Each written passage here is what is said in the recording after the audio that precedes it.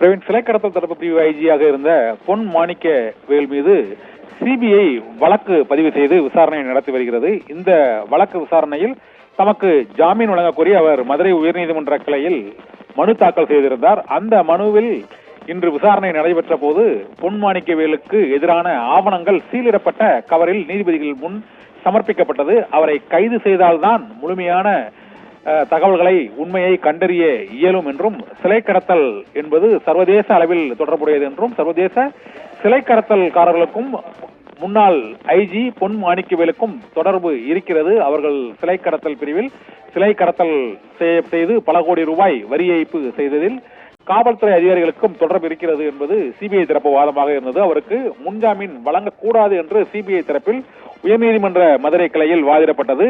இந்த சூழ்நிலையில் இந்த வழக்கு விசாரணையை நாளைக்கு உயர்நீதிமன்ற மதுரை கிளை ஒத்திவைத்து உத்தரவிட்டிருக்கிறது. 2023ஆம் ஆண்டு சிலை கடத்தல் பிரிவு டிஎஸ்பியாக இருந்த காதர் பாட்சா என்பவரை பொன் மாணிக்கவேல் கைது செய்திருக்கிறார். சிலை கடத்தல்காரர்களுடன் டிஎஸ்பி காதர் பாட்சாவுக்கு தொடர்பு இருக்கிறது என்ற அடிப்படையில் அவர் மீது வழக்கு தொடர்ந்து அவர் கைது செய்யப்பட்டார். அவர் அதை எதிர்த்து தொடர்ந்த வழக்கில் தான் சிபிஐ இப்போது முன்னாள் ஐஜி பொன் மாணிக்கவேல் மீது வழக்கு பதிவு செய்திருக்கிறது.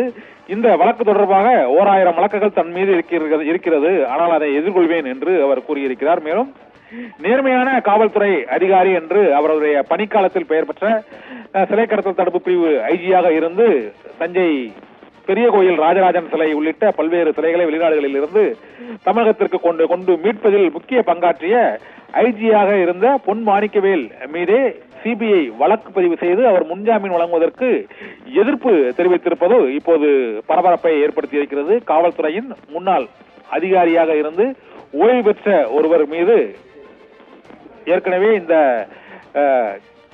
சிலை கடத்தல் தடுப்பு பிரிவில் பணியாற்றிய காவல்துறை உயரதிகாரியை தொடர்ந்த வழக்கில் ஐஜியாக இருந்த பொன் மாணிக்கவேல் மீது இந்த வழக்கு திரும்பி இருப்பது புதிய சர்ச்சைகளை ஏற்படுத்தி இருக்கிறது. பிரவீன்.